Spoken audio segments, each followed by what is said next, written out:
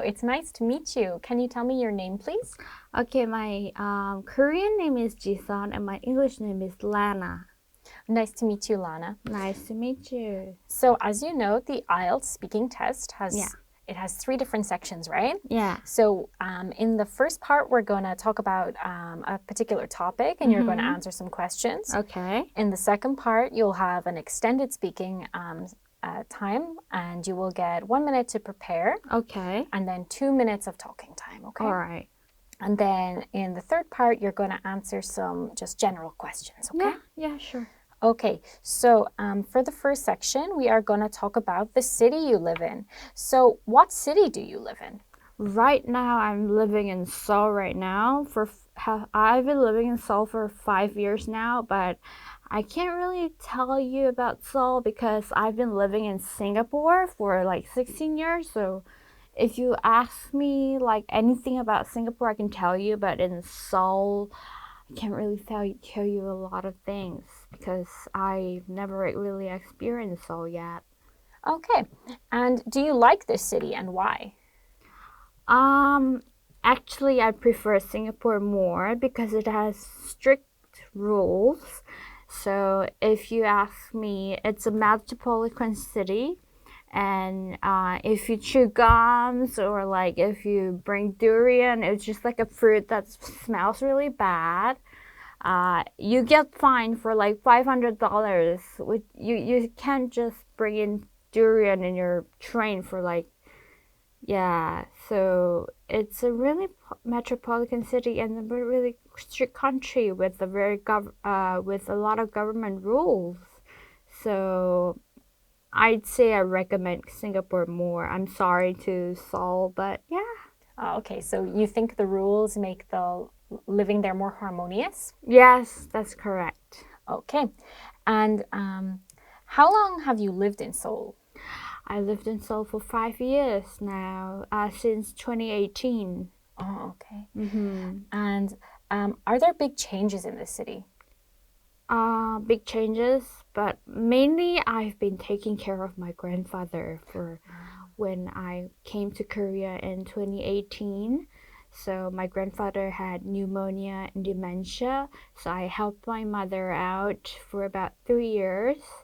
So I couldn't really go out and have fun, and I don't really have friends in Korea at all.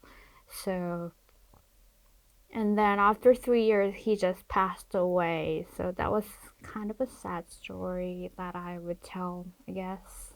Oh, I see. Yeah. Is Seoul your permanent city of residence? Yes, because since 20 since I was in secondary school, which it's a British way of saying, right? Secondary school. I had permanent residency from Singapore, but then I just gave up my permanent residency because all my family is here. So I decided to kind of like want to settle down in Seoul because my mom and my dad and my grandma is here, and I want to get married in Seoul. So yeah, that's I think where my future is. Okay. And are there people of different age groups living in this city? Different age groups, like what do you mean? Like, is there like a mix of like very young children and like kind of middle-aged people, older people, or is it more of a city that just young families live in or just older people?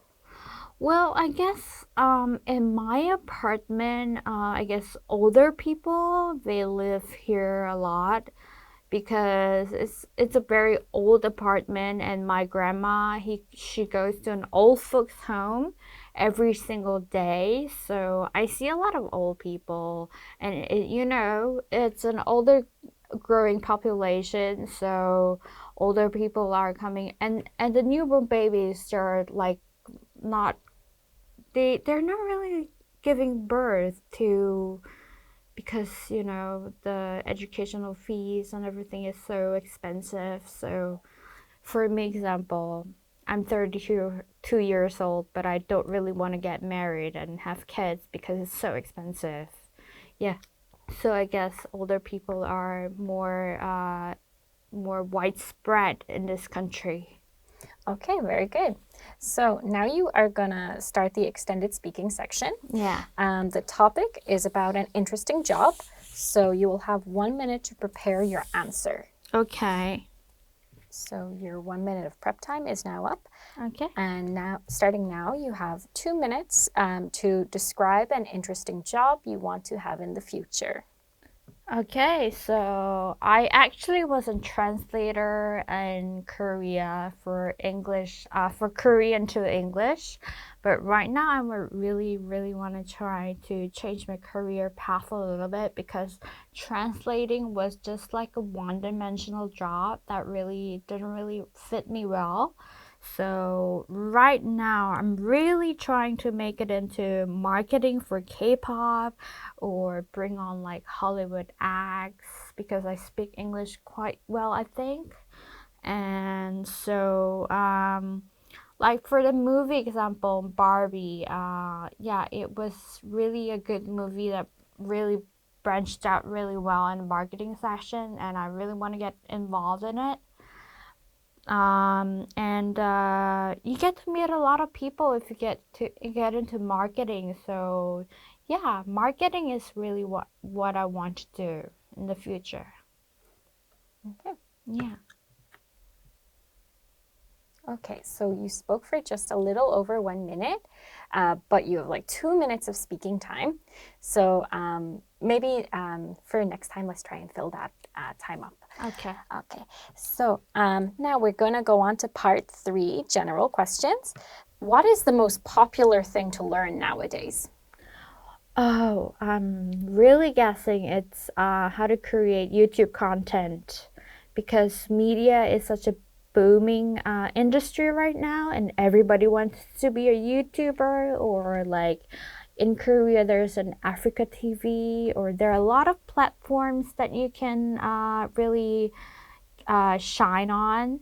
So I guess yeah, I recently went to a YouTube creator content company, and then they said if you know how to create YouTube content, it's gonna be a really great opportunity for me to get a job. So yeah, that's it. Okay, and this question's a little different, but at what age should children start making their own decisions? What age? Okay, I think at your puberty age, they should start making your own decisions because when you're at a puberty age, you get to have your own ideology and you get to have your own characteristics set. So, puberty age is a really important age that you really set your mind to whatever you want to do. So, yeah, at like 13 or 14. Okay, very good. And which influences young people when choosing a course, income or interest? Interest, definitely, because that's what my mom every time tells me. Because if you go for income, it's never going to last. It's if you go for your income, it's not going to interest you for your whole life. But if you chase your own dreams, and if you go for your interests, you're gonna be successful for whatever reason. And yeah, so if you go after your interests and dreams, you're gonna be successful for sure. Okay, very good. And this kind of leads into the next question. So, do young people take their parents' advice when they are choosing a major? That's a very hard question. I think their own individuality and their own self interest is different from their own parents' expectations. So I think you should choose your own major.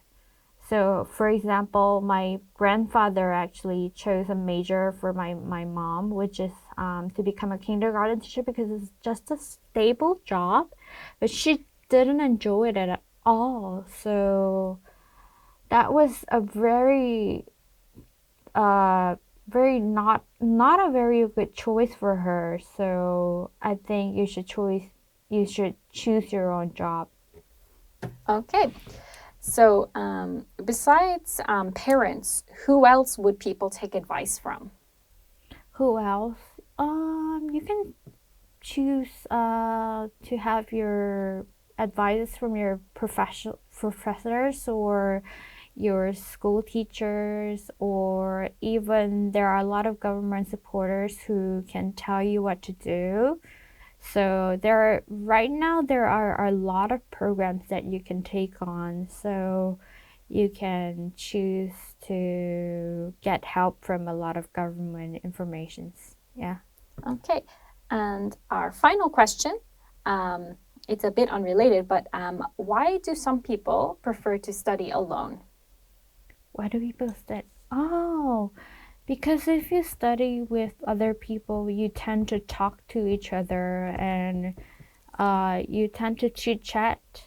So if you study alone, you can focus 100% on your own.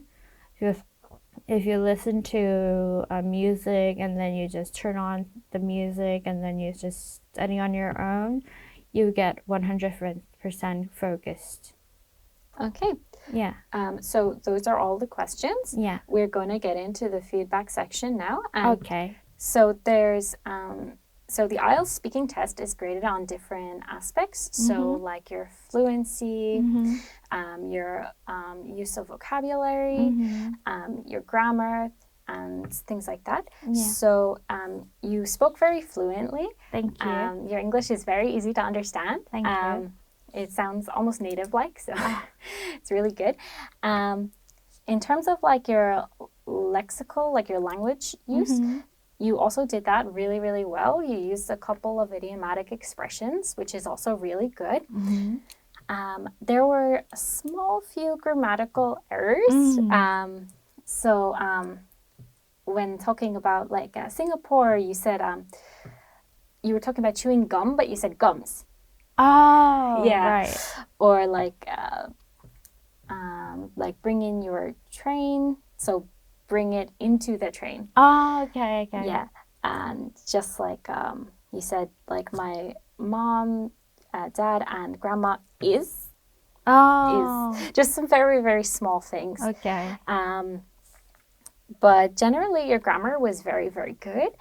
And yeah, so there was just one word which you also had a bit of trouble pronouncing, but it's a difficult word, ideology.